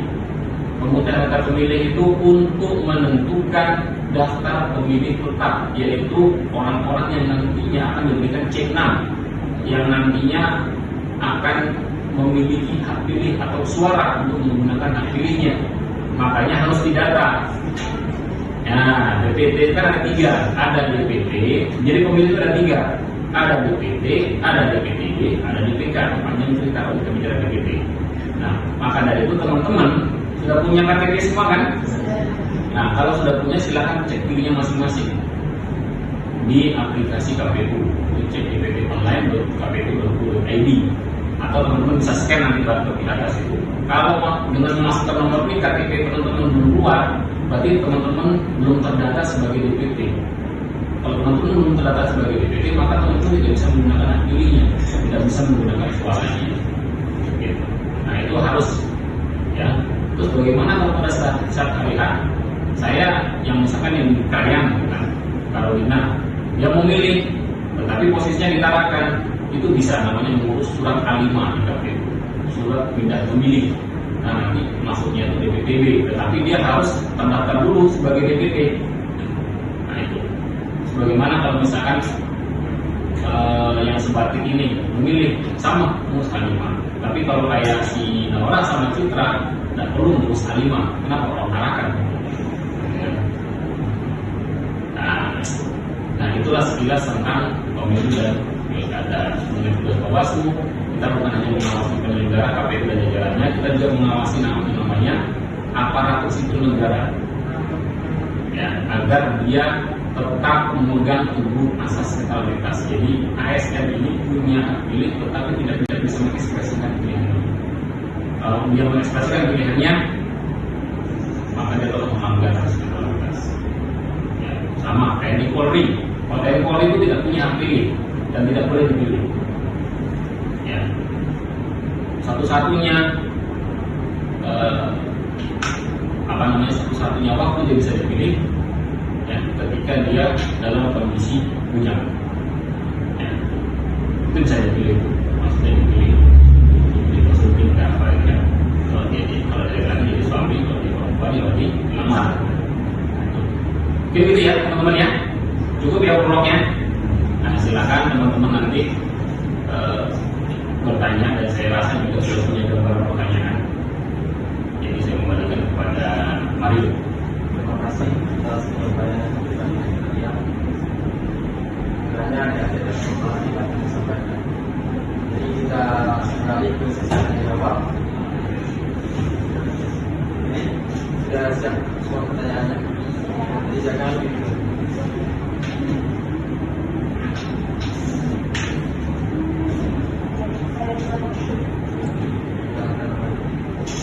Perkenalkan, nama saya sendiri. Dan saya tanyakan Pak, ini kan kita dengar kita sorry berdua. Bagaimana sih tanggapan pihak Bawaslu tentang politik ini yang terutama kayak sekarang pelajar buka? Kita menjadi. Itu ya. Jadi, oh, silakan. Apa saja tugas Bawaslu untuk kacamata? Ada pertanyaan ini, ketiga lah ya. Ada pertanyaan dua bisa jawab. Apa lagi? Ya, silakan. Jadi Pak, kan di zaman sekarang tuh bisa menggunakan teknologi canggih dan kemudian nah, jadi gimana kan pasti akan munculnya peluang untuk kecurangan itu. Nah, jadi bagaimana cara Bawaslu memastikan tidak ada pelanggaran? Oke. Saya jadi teknologi apa? Kayak pemilihan umum, ini menggunakan teknologi canggih. Gimana tuh? kebijakan ekonomi canggih? Ya. Oke ya, saya jawab satu ya. Dari pertama tadi sini Esti dari Sebatik terkait dengan money politik. Money politik kalau misalkan ditanggapi bagaimana tanggapan Bawaslu terkait dengan money politik, jelas semua pelanggaran ya. Money politik itu atau politik uang adalah salah satu bentuk pelanggaran tindak pidana pemilu yang artinya siapapun yang melakukan money politik maka dia akan dipidana. Dipidana itu 3 tahun di penjara, 3 tahun dan denda 360 juta. Kemarin tadi Bawaslu kan sudah pernah menjabat orang terkait dengan money politik. Ya, nah, itu pelanggarannya di pasal 521, yaitu bahasanya setiap orang yang sengaja menjanjikan atau mempengaruhi dengan materi atau non-materi dalam rangka menggunakan hak pilihnya yang menguntungkan orang lain atau tidak menggunakan hak pilihnya, maka dipidana penjara selama 3 tahun dan denda. Ya, apabila terbukti. Kenapa money politik ini sesuatu yang dilarang? Karena money politik ini sebagai salah satu kanker demokrasi yang mencederai asas jujur dan adil. Artinya kalau money politik ini tidak ada aturan yang jelas, maka akan melahirkan pemimpin-pemimpin yang notabene tidak punya intelektualitas, tidak punya kapasitas, tapi hanya punya isitas. Ya, ujung-ujungnya melahirkan pemimpin yang korup karena pola berpikirnya pertama kali ketika dia punya jabatan mengembalikan yang namanya modal. Ya, makanya money politik adalah sesuatu yang sangat jelas. Bahkan kita berusaha agar sebisa mungkin money politik ini dicegah. Yang paling Bawaslu ada pencegahan, pengawasan dan penindakan. Terus yang kedua dari Citra tadi ya, sabar dulu Julia terkait dengan tugas Panwascam ya. Bawaslu untuk kecamatan berarti Panwascam lah. Ya, kalau bicara tugas Panwascam ini kan sebenarnya panitia pengawas tingkat kecamatan. Jadi panitia pengawas tingkat kecamatan ini merupakan salah satu struktur Bawaslu yang langsung di bawah Bawaslu dan sifatnya namanya panitia. Panitia itu sifatnya ad hoc itu sementara. Namanya panitia itu ketika ada perhelatan dia dibentuk, selesai perhelatan maka dia dibubarkan, dia tidak permanen. Nah, tugasnya Panwascam adalah mengawasi setiap tahapan pemilu di kecamatannya masing-masing. Ya, misalkan Panwascam Barat, dia mengawasi di kecamatan, maka dia harus kenal ada berapa kelurahan di kecamatan itu. Terus yang kedua ini sekarang tahapan apa? Nah, karena tidak semua tahapan pemilu itu bisa diawasi oleh tingkat kecamatan, seperti tahapan verifikasi partai politik. Nah, itu tidak bisa dari kecamatan. Kemudian pencalonan DPD. Nah, itu ranahnya tidak bisa kecamatan. Tetapi kecamatan bisa menggunakan bisa melakukan pengawasan jika mendapat delegasi daripada Bawaslu tingkat kota. Jadi kewenangan ada dua, ada kewenangan yang sifatnya atributif, ada kewenangan yang sifatnya delegatif. Nah, ketika dia tidak punya kewenangan atributif, maka dia bisa dilahirkan kewenangan delegatif ini dengan menggunakan tugas dan berbeda. Jadi gitu ya. Nah, itu mengenai tugas. Kewenangannya sama kurang lebih dengan Bawaslu. Ya, dia menerima, mengkaji dan melakukan penindakan terhadap laporan yang muncul dari masyarakat atau menindaklanjuti segala temuan hasil pengawasan. Contoh misalkan terkait dengan pemungutan daftar pemilih. Ya, kalau dalam Undang-Undang 7 tahun 2017 di pasal 219 itu Panwascam memiliki kewenangan untuk melakukan pengawasan pemungutan daftar pemilih. Nah, di pasal 220-nya apabila ditemukan adanya dugaan pelanggaran yang bisa mengakibatkan hilangnya hak pilih masyarakat, maka dia bisa memberikan saran perbaikan atau rekomendasi kepada jajaran KPU yang setingkat dengannya. Apa yang istilah dengan Panwascam? Namanya PPK, panitia pemungutan tingkat kecamatan. Kalau tidak kelurahan namanya PPS. Ya. Anda teman semuanya. Kemudian dari Citra, ya, Citra terkait dengan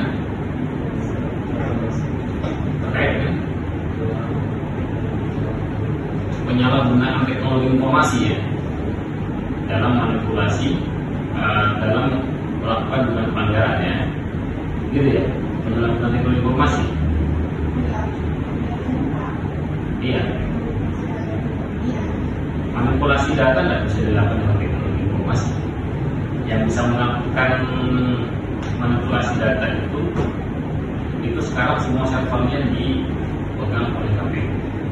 Ya, makanya dia harus konkret dia ini. Bentuk pelanggaran atau bukan pelanggaran dalam kategori penggunaan teknologi informasi seperti apa. Nah, cuman kalau sekarang ini yang saya tangkap, kalau di Bawaslu ini kan ketika berkaitan dengan teknologi informasi ya, teknologi informasi ini kan sesuatu yang sifatnya itu dibuat, diciptakan untuk dimudahkan sebagai alat bantu.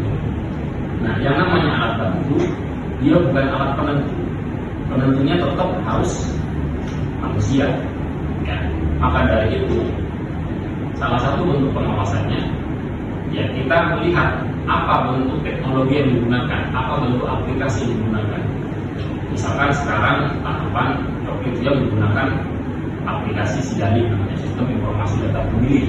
Nah, itu yang by system, artinya dia menggunakan aplikasi. Kalau sipol yang menggunakan namanya sistem informasi partai politik. Sekarang kan sudah by system semua ini, sistem pemilu ini. Nah, ini kenapa by system? Dia tujuannya untuk memudahkan saja, untuk memudahkan arus data, untuk memudahkan di dalam melakukan verifikasi administrasi. Karena setiap bentuk tahapan pemilu itu selalu melewati dua tahapan, registrasi atau pendaftaran, yang setelah itu baru yang masuk tahapan verifikasi. Nah, verifikasi itu ada dua, verifikasi administrasi dan verifikasi secara faktual. Barulah setelah terverifikasi secara faktual, baru yang masuk dalam tahapan penetapan. Nah, penetapan ini tidak dilakukan oleh teknologi informasi. Nah, terus bagaimana dengan bentuk-bentuk pelanggarannya? Kalau bentuk pelanggarannya biasanya itu lebih kepada human error daripada masalah teknologi informasi. Makanya saya agak bingung menjawabnya, karena harus tahu konkretnya bentuk dugaan pelanggarannya teknologi informasi itu seperti apa. Kalau yang sering kita temukan itu penyalahgunaan media sosial, menggunakan media sosial untuk berkampanye tidak bagaimana mestinya. Misalkan dia campaign dengan menggunakan Facebook, IG, dan itu sering terjadi atau menyebarluaskan isu hoax. Nah, itu meskipun hoax itu tidak ada dalam undang-undang pemilu, tapi ada undang-undang ITE, informasi dan teknologi informasi, ya, teknologi elektronik ya, informasi dan teknologi serta elektronik, elektronik misalnya. Nah, biasanya kita menggunakan itu karena di Bawaslu itu selain dia menggunakan undang-undang pemilu dalam penegakan hukumnya, kita juga memerhatikan peraturan undang-undang lainnya. Makanya grand desainnya Bawaslu ada 3. Kalau perlu dia pengawasan, hasil pengawasan ditemukannya ada dugaan pelanggaran, maka dia mendahulukan pencegahan. Nah, setelah pencegahan ini bentuknya macam-macam, ada rekomendasi, ada saran perbaikan. Misalkan sudah kasih saran perbaikan, tapi tidak diindahkan, ya kan? Nah, maka bentuk keras yang namanya penindakan. Penindakan ini tergantung bentuk pelanggarannya apa. Kalau dia pidana, maka penindakannya bisa masuk penjara. Jadi ada mekanisme, ada tahapannya. Nah, kalau yang pernah kita proses di Bawaslu ini terkait dengan teknologi informasi itu kemarin kampanye belum waktunya itu di media streaming online. Kemudian dari media Facebook pernah ASN, kemudian penyebaran menjelek-jelekan hoax, black campaign itu menjelek-jelekan lawannya. Nah, itu kan itu dia menggunakan media sosial berupa medsos, berupa IG, Twitter pernah kita proses, kemudian Facebook pernah kita proses. Nah, itu yang saya kira yang saya tangkap tadi terkait dengan pertanyaan Citra. Nah, terus kalau manipulasi data, saya kira itu belum pernah terjadi kalau di Indonesia ya. Tidak perlu dimanipulasi, kalau dimanipulasi ya sudah berantakan datanya. Ya. Jadi kalau terkait dengan pengolahan data, kita lebih cenderung mengawasi mekanismenya mengolah data. Apakah dia sudah sesuai dengan peraturan regulator atau tidak? Gitu ya. Oke, baik. Silakan. Ya. Nama saya Suryana. Ya. Tadi kan sudah dimaksud lewat pelanggaran atau kecurangan terjadi saat apakah ada program-program mungkin dari yang Bawaslu untuk meminimalisir pelanggaran atau kecurangan yang terjadi untuk selanjutnya? Terus ini.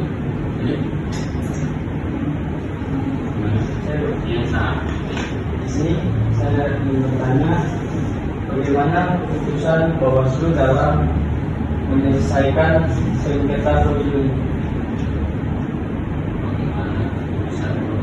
Tapi kalau bicara keputusan harus ada persengketaan dulu. Siapa yang bersengketa?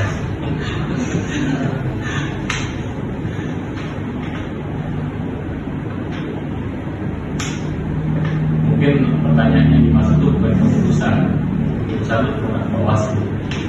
Produk Bawaslu itu kan ada keputusan, ada keputusan, ada rekomendasi. Mungkin lebih tepatnya itu mungkin bertanya bagaimana mekanisme dari pengambilan apa penyelesaian sengketa. Kalau keputusan itu pasti ada masalah. Kalau saya bicara keputusan, misalkan tahap bermasalah dengan orang, ada masalah keputusannya itu. Kan sengketa, nah itu keputusan. Itu sengketa. Itu yang ditanyakan mekanismenya. Atau mau ganti pertanyaan? Atau mau bertanya siapa yang bersengketa? Siapa yang boleh bersengketa? Kalau semua boleh bersengketa, berarti termasuk kalian ada sengketa dengan pacar, ya kan?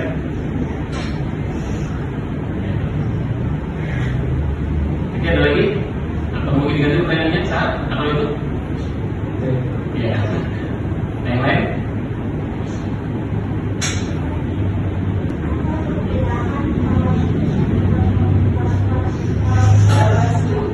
Bawaslu dengan Bawaslu sama aja.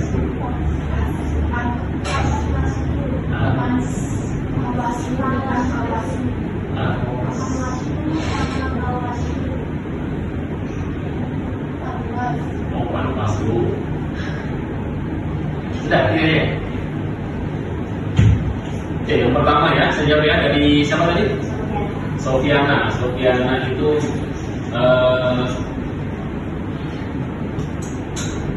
apa programnya? Program kita banyak sekali. Untuk sebenarnya sih bukan lebih kepada meminimalisir pelanggarannya, tapi lebih kepada mengedukasi masyarakat. Karena pelanggaran itu terjadi itu kan kalau katanya Bang Nabi dulu sempat viral, kejahatan terjadi kan bukan hanya karena ada niat, tapi ada kesempatan. Kalau kita di bawah kita tambahin karena adanya ketidaktahuan. Dan tahu dia kalau ini salah, dan tahu dia kalau ini mau jahatin, misalkan. Makanya kita lebih kepada melakukan edukasi kepada masyarakat dalam bentuk sosialisasi. Yang sudah dan akan terus kita lakukan secara kontinu itu yang pertama kita telah melakukan yang namanya sosialisasi pengawasan partisipatif. Ya, itu mulai dari tingkatan akademisi, mahasiswa, bahkan tingkatan pelajar. Terus yang kedua kita pernah bikin program namanya debat pelajar. Debat pelajar itu bertingkat. Kemarin debat pelajar tingkat mahasiswa di UPT. Kemudian debat demokrasi tingkat mahasiswa. Kemudian yang kedua itu debat pelajar tingkat SMA. Nah, setelah itu kita juga pernah melakukan yang namanya Bawaslu Belusukan. Jadi Bawaslu Belusukan itu kita datang ke daerah-daerah perkebunan, pesisir, ya, dan lain sebagainya itu memberikan pemahaman kepada masyarakat. Satu, bahwa sekarang sudah masuk tahapan pemilu. Sekarang sudah masuk tahapan pemilihan kepala daerah. Dan umumnya masyarakat pesisir perkebunan, ya, apalagi kayak di Krayan itu belum tahu kalau tidak ada masuk informasi atau terkait dengan adanya pemilu. pengalaman kami di daerah pesisir di Tarakan saja ini, kayak Buata kemarin pernah ke daerah timur bilang sana sudah capek-capek kita mau 2 jam bertanya, Bapak ini siapa? Ada lagi yang bertanya, ini sekarang sudah masuk pemilu kan? Ya.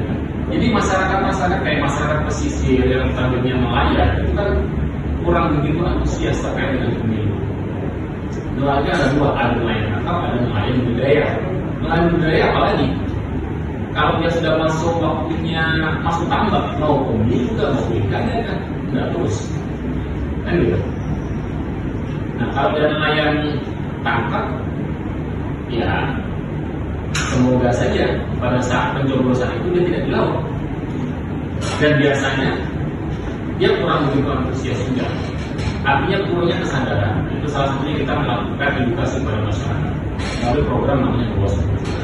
Nah terus Bawaslu juga menggandeng semua stakeholder, mulai dari ormas ini ke organisasi ke masyarakat kayak NU, Muhammadiyah, LDII, Wahda dan kawan-kawannya itu melalui MOU atau perjanjian kerjasama. Ya, tujuannya agar kemudian organisasi-organisasi masyarakat itu memiliki tanggung jawab secara moral bahwasanya yang namanya pemilu, yang namanya pilkada itu bukan tanggung jawab negara tetapi tanggung jawab bersama.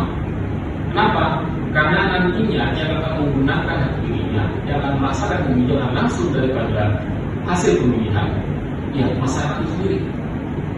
Makanya perlu kontrol masyarakat. Sampai di dalam ormas pasti ada yang namanya tokoh. Kalau tokohnya itu sudah memiliki pemahaman yang sama, maka insya Allah di bawahnya juga akan memiliki pemahaman yang sama.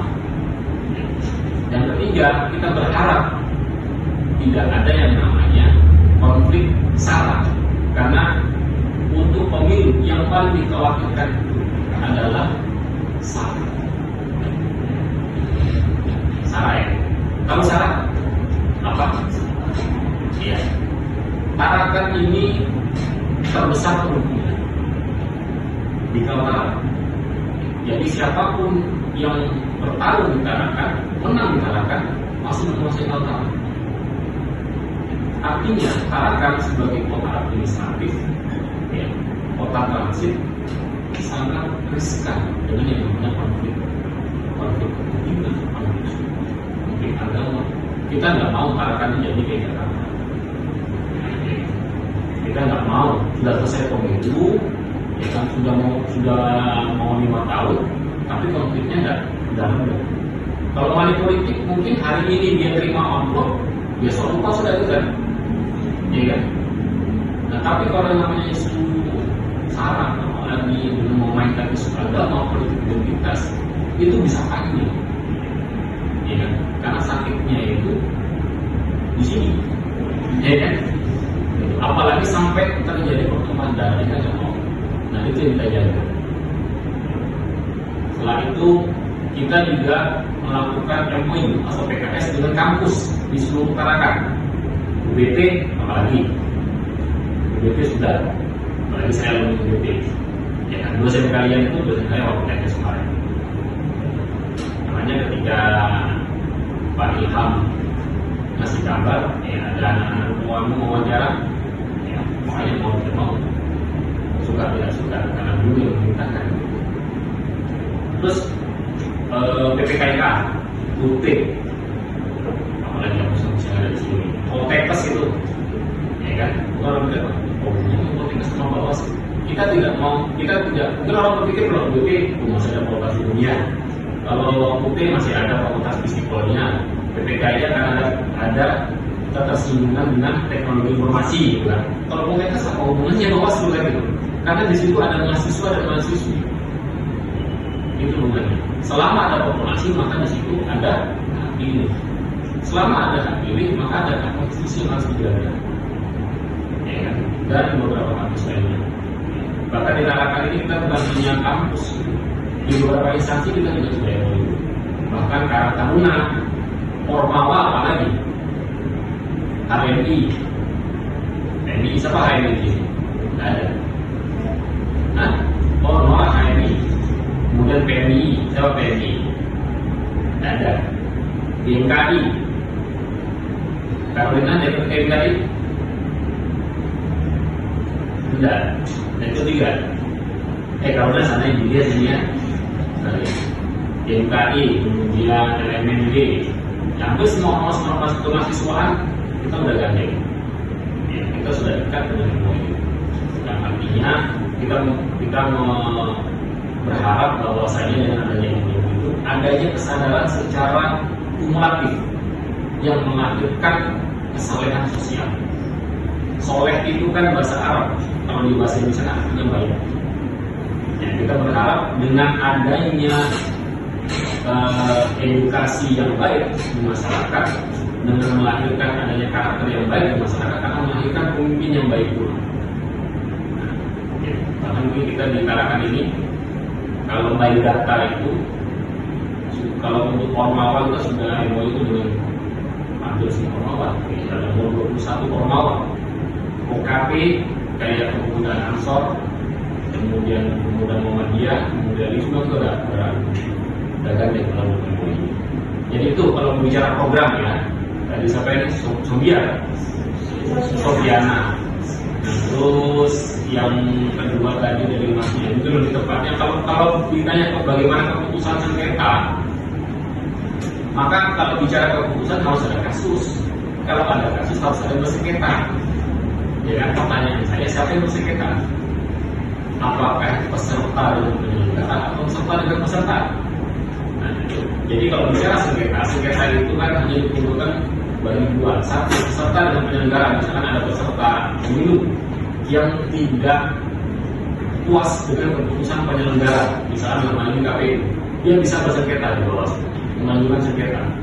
Kemudian peserta dengan peserta, misalkan ada konflik, contoh balihonya dicabut oleh partai A, ya, ternyata yang punya baliho itu partai B, dia nggak terima, dia bersengketa. Nah, sengketanya ini dibawa ke Bawaslu. Atau mungkin ada jadwal yang saling bertabrakan. Nah, itu bisa diajukan sengketa untuk memutuskan siapa yang lebih berhak untuk berkampanye misalkan. Jadi gitu ya. Jadi kalau mau bicara mekanisme sengketa, maka ketika ada permasalahan, ada yang bersengketa, mekanismenya dengan adjudikasi. Adjudikasi itu namanya persidangan. Jadi di Bawaslu itu dia punya fungsi kuosi pengadilan, jadi pengadilan semua. Jadi ketika nanti ada sengketa, saya dan dua pimpinan yang lain akan menjadi hakimnya di situ. Dan hakim berat sekali. Ya, oke, itu ya. Sahada ya. Kemudian dari sebentar ini, Aisyah terkait dengan apa bedanya Bawaslu dengan Panwaslu kalau begitu, ya. Kalau Bawaslu itu dengan lahirnya Undang-Undang 7 tahun 2017 dia perubahan atau transformasi dari Panwas menjadi Bawas. Bedanya kalau Bawas itu dia udah permanen, masa jabatannya sebagai pimpinannya 5 tahun. Tapi kalau Panwaslu namanya juga panitia. Panitia itu kan seperti yang saya bilang tadi, kalau dia ada perhelatan, ada pemilu, ada pilkada, dibentuk, selesai bubar. Itu bedanya. Jadi yang satu bersifat ad hoc, yang satu bersifat permanen. Kalau Panwaslu itu bersifat sementara, karena dia masih ad hoc. Nah, untuk ditarakan sendiri, Bawaslu itu baru periode pertama. Jadi saya dan teman-teman yang lain itu baru periode pertama. Sebelumnya namanya Panwaslu, mungkin yang dimaksud Aisyah itu kali. Jadi 2015 kemarin waktu Pilwali ya, itu dia masih Panwaslu, ya, waktu pemilihan Dr. Khairul jadi wali kota itu masih Panwaslu. Begitu 2016 dia udah berubah menjadi Bawaslu. Jadi untuk pemilihan umum 2019 dia sudah menggunakan kata Bawaslu. Artinya dengan ada perpindahan dari Panwaslu menjadi Bawaslu, kewenangannya pun bertambah. Salah satunya adjudikasi. Gitu. Oke ya, jelas ya? Ya, silakan. Saya kembali kepada Ustaz dulu ya. ketika saya dulu semua belum banyak itu. Ya, gimana Maura? Maura kan Maura.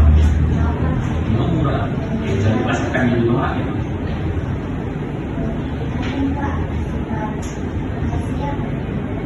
Ya.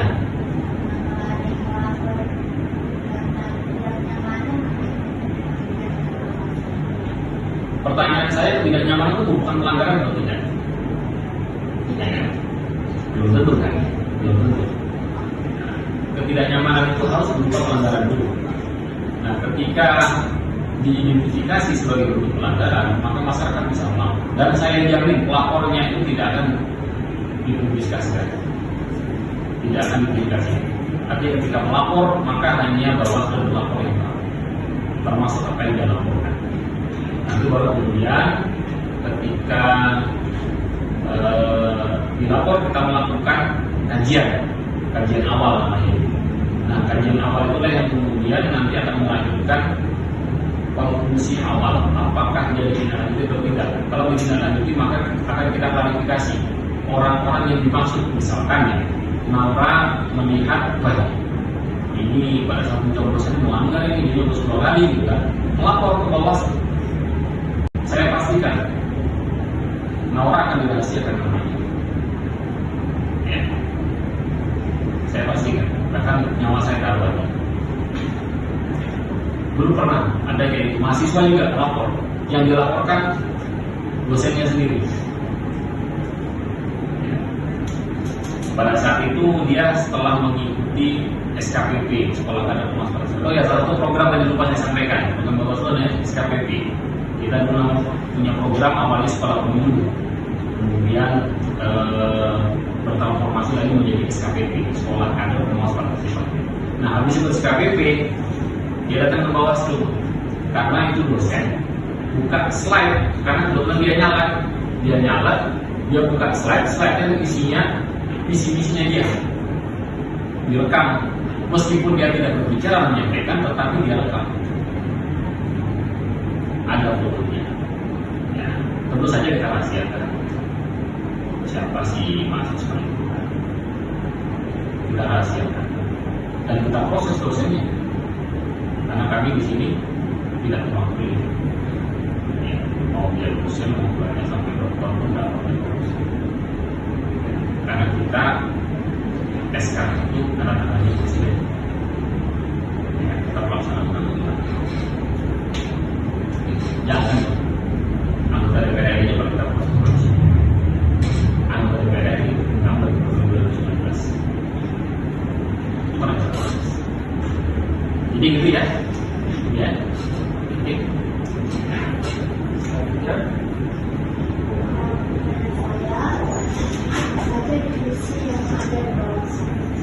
Divisi, berarti sudah mempelajari Bawaslu ya.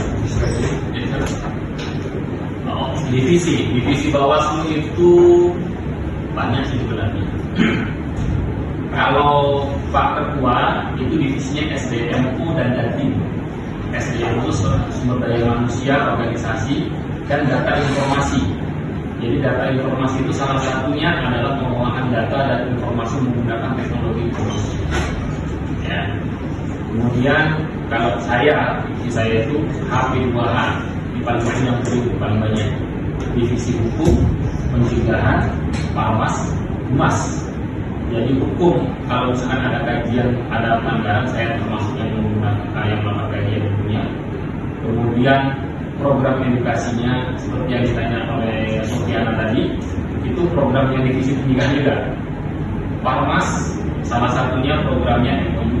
Ya kalau pencegahan itu kayak tadi sosialisasi, kemudian rujukan, ya kan, kemudian pelajar, mahasiswa, kita menambahkan KTA, karya tulis ilmiah ya, itu. Nah setelah itu kalau Pak Dupri, tadi itu pencegahan, Parmas, Humas termasuk pengumasan pemberitaan dan lain sebagainya. Kalau untuk pengumasan di bawah masyarakat itu kita sudah punya 2 divisi. Nah kita mau lagi kelola yang divisi berikutnya. Kemudian untuk yang satunya lagi Pak Dupri itu dia divisi PP dan PS. PP itu pelanggaran dan penyelesaian sengketa. Kalau pelanggaran itu dia terkait dengan segala bentuk pelanggaran hasil pengawasan ketika sudah berupa temuan ataupun dia berupa laporan, itu mekanisme pelanggarannya dikomandoi oleh penyidik. Dia menggunakan protokol 7. Nah, kalau sengketa tadi pertanyaannya, kalau misalkan ada sengketa, kajian awalnya itu penyidik. Nanti dia yang menjadi komandannya terkait dengan penyelesaian sengketa. Nah, sengketa itu terkait kalau misalkan ada sengketa peserta atau peserta dengan itu divisinya. Ini kebetulan yang 3. Kalau ada orang Malinau nih, ini Malinau ya. Kalau di Malinau Bawaslu-nya ada 5. Malinau, ya. Kalau di Malinau ada 5. Jadi kalau bisa menjadi komisioner Bawaslu di Malinau itu bisa ngomong 5 di sana katanya. Kalau di sini 3, ya. Kalau di Malinau sudah bisa ya divisi itu terus terbesar, jadi nggak jadi 1 sama divisi 3. Kalau yang ini jadi 1. Oke, itu sampai dengan divisi ya. Terus apa lagi pertanyaannya itu ya? Baru itu ya. Oh ya.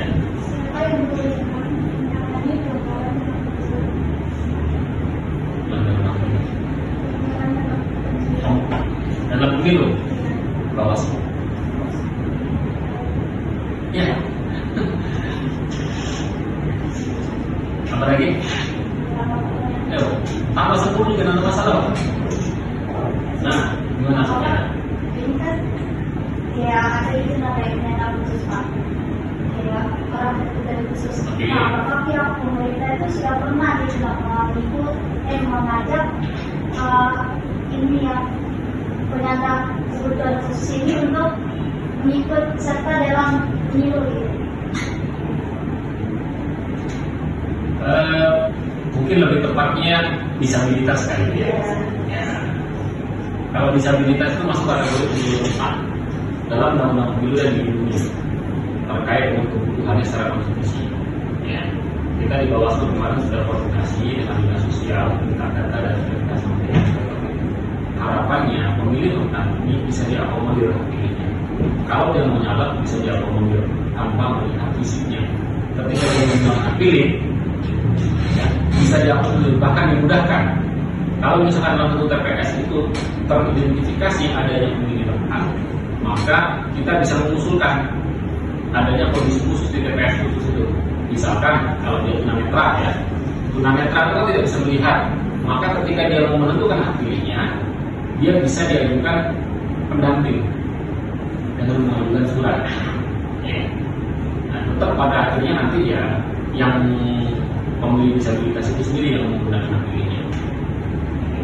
Kalau misalkan dia mohon maaf berupa cacat fisik tidak bisa jalan gitu kan, nah itu bisa nanti dibuatkan lagi TPS khusus yang mungkin kotak suaranya lebih rendah daripada umumnya, agar yang menggunakan kursi roda itu bisa menggunakan hak pilihnya.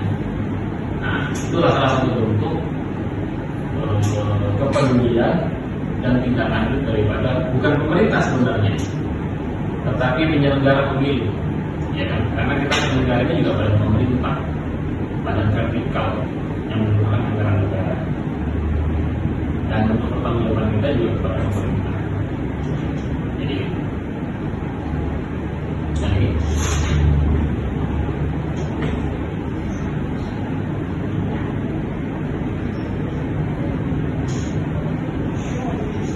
lagi mau nanya? Atau juga mau nanya nih Mario ke sebelum apa enggak? Kalau tidak, atau ada yang nanya ya? Status dan masalah, atau mau memproklamirkan diri statusnya belum?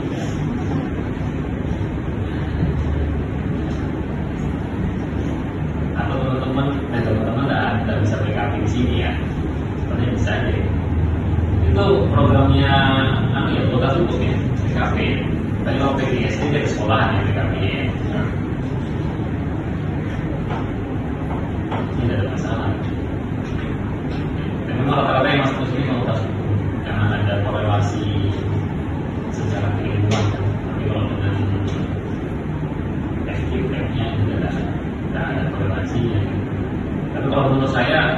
selama saya di Bawaslu ini semua bidang keilmuan itu masuk ke Bawaslu. Nah, saya sendiri backgroundnya kemarin bukan sarjana hukum, saya juga itu SAI sarjana Islam. Di KPU itu nggak ada sarjana hukumnya, ada yang Eskom, ada yang SK, ada yang SPD, ada yang pendidikan. Artinya apapun background keilmuannya itu tetap diterima, karena dengan adanya warna dari kita secara keilmuan, secara akademik, maka akan memberikan warna juga dalam melakukan pengawasan. Jadi tidak mengontrol pengawasannya. Memang diutamakan hukum, karena kita ini kan selalu terkait dengan masalah hukum. Kalau sarjana hukum pasti utama, karena dia akan berbicara mengenai hukum. Jadi kajian pakai itu. Jadi segi pengadilan berarti ya segi keputusan juga, buat keputusan orang kita. Pada saya punya sebuah supaya kita berjalan.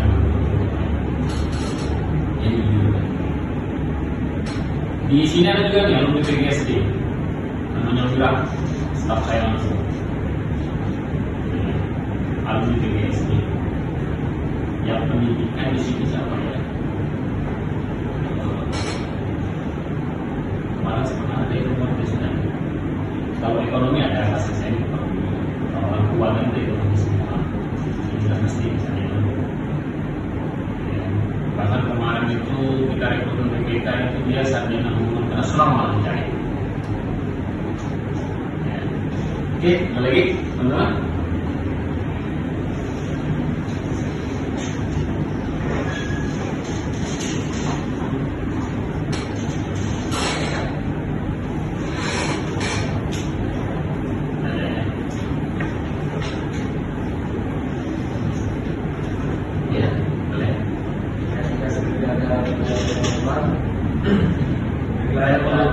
Saya perlu kasih saran apa kan? Penutupan kan? Kalau saya, pesan dan saran ya. Kalau pesan dan saran saya sederhana saja teman-teman. Buta terburuk abad inilah buta politik. Kenapa saya katakan buta politik? Karena hari ini semua yang teman-teman nikmati dari pemerintah itu produk politik.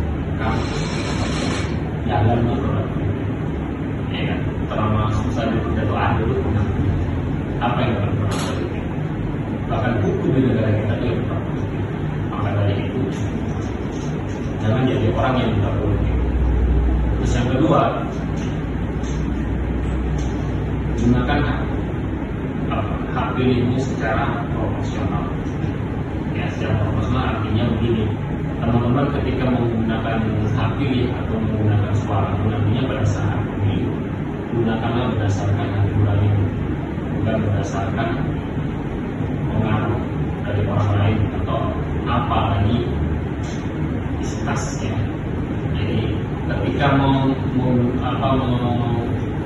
memilih, lihatlah 4 hal yang jadi pertimbangan. 1, intelektualitasnya bagaimana.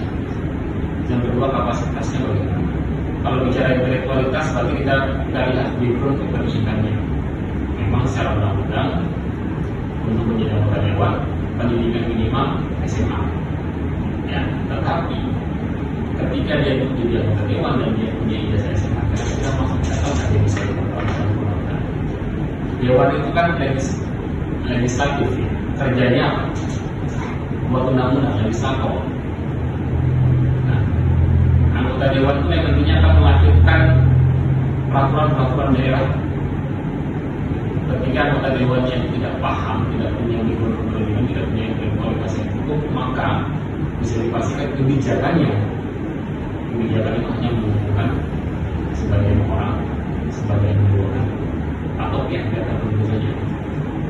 Terus yang kedua, lihatlah yang berdasarkan kapasitasnya. Kapasitas apakah dia memiliki kapasitas di bidang keilmuan ketatanegaraan,